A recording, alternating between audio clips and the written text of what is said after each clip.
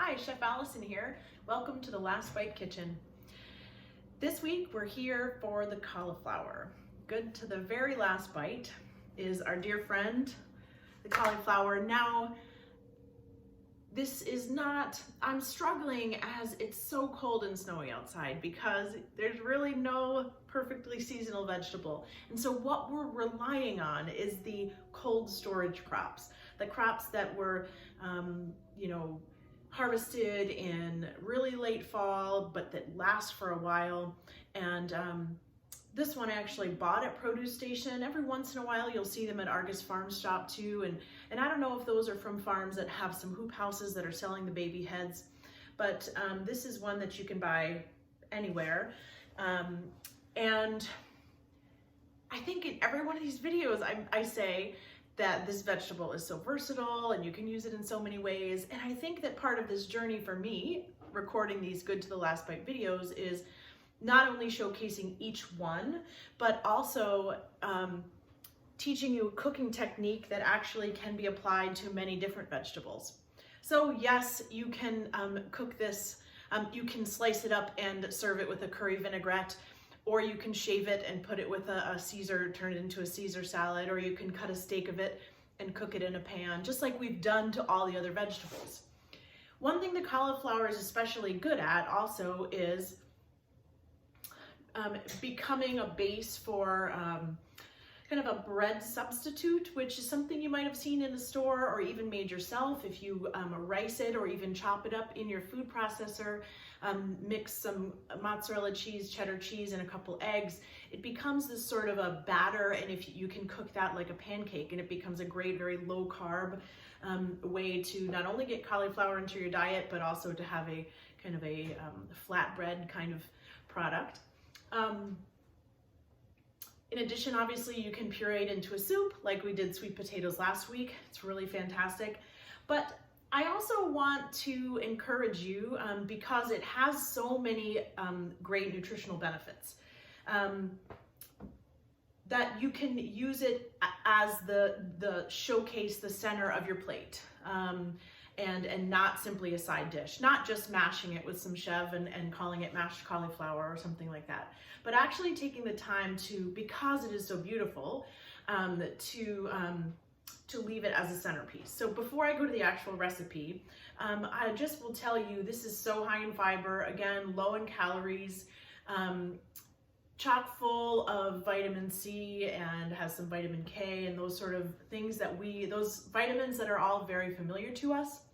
What it also has is a lot of plant compounds that we don't know that commonly, but certain sulfur-based compounds, obviously sometimes people don't like this vegetable because of its sulfury smell, but there are some phytonutrients that are anti-tumor, or tumor inhibiting, I should say, a lot of anti-cancer properties in these plant compounds. So it's not only the vitamins and the minerals, the names of which you know, but it's also dozens, probably hundreds of things that we don't know that make these vegetables so powerful to our bodies.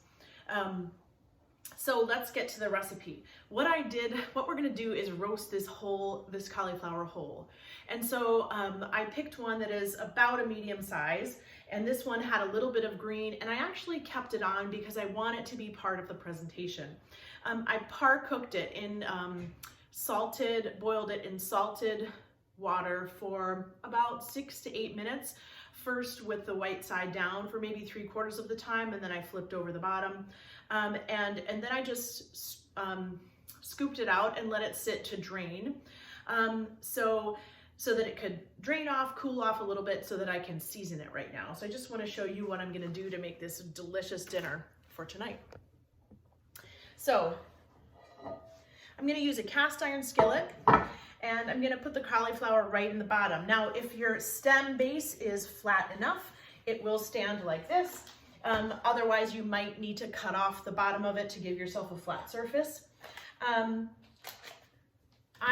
am going to, this is a little bit funny, but I'm going to put a little butter on top, and I'm actually using this Kerrygold butter, which I like a lot. You could use butter from Calder or or any butter you want, but I love the yellow color here.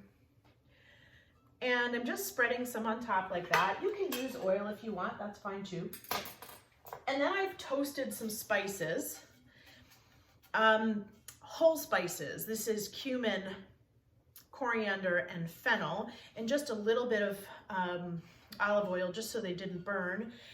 So I am gonna then put these spices on the top of the cauliflower and kind of spread them out just a little bit.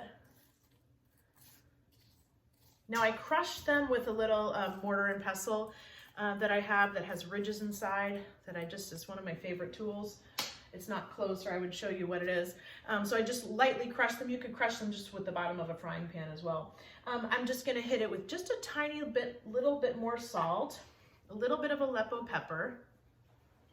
And then I'm gonna put about, well, I don't know how many heads of cloves of garlic this is. It was a whole head right on the bottom of the pan so that they roast while the cauliflower roasts. So this is pretty much where I'm going to take it right now. I'm going to put it in the oven and I'm going to roast it for probably almost an hour and a half.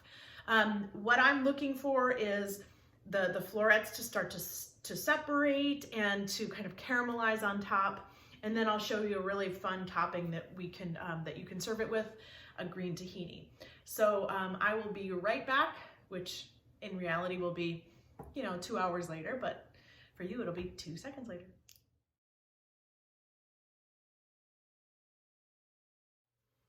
Okay, so to help the cauliflower kind of stay upright, I'm going to use some of this local lettuce, just fantastic stuff from Green Things Collective. I'm going to use that as a little bit of a bed. Now, don't throw out this oil that you have here. You could just strain it and use it for something else, but either a salad dressing or whatever you want. I mean, you've basically made an infused oil with all those beautiful spices. So the cauliflower on the bed of greens. Now, to serve this, I am going to cut it actually in 4 for the presentation. I would imagine if this is the only meal, this would serve 2 people. So I'm gonna quarter it, and you see right away the steam coming up. I'm gonna put some wild rice right in the middle. And no fancy way that I cooked this, just a little bit of salted water, a bay leaf, and then tossed it with some very sharp olive oil. Certainly a little bit of crunch with toasted almond. Remember, I'm always looking for layers of texture and flavor. Because we have all those savory spices, I am going to squeeze each quarter with a little bit of lemon juice, because remember that acid is such a key component of seasoning. Not something we often think about as home cooks, but trust me. And then, oh, that's right, I mentioned a couple of these little jewel like garlic cloves I'm gonna put around there. Now, I made a little green tahini sauce with dill, parsley, cilantro, tahini, lime juice, and water in the blender. I buzzed it up, and that's what you get, this viscous, thick kind of dressing. And I'm just gonna drizzle it right on the cauliflower. And then I'll certainly serve a little side bowl of it with the dish. And a little Aleppo pepper, because Aleppo goes on everything from my perspective. Little chili threads. Now again, if you have in your kitchen some little spice mix like a chopped masala or something, a little dust on top. People always love that. So there you go. I'll take a close-up picture of it so you can see. But again, remember, just because it's a vegetable does not mean that it is boring, does not mean that it isn't totally satisfying. And if you know a few techniques, you can blow people's minds. And so I encourage you to try this. If you have any questions, please send me an email, allison@lastbitechef.com. Thank you.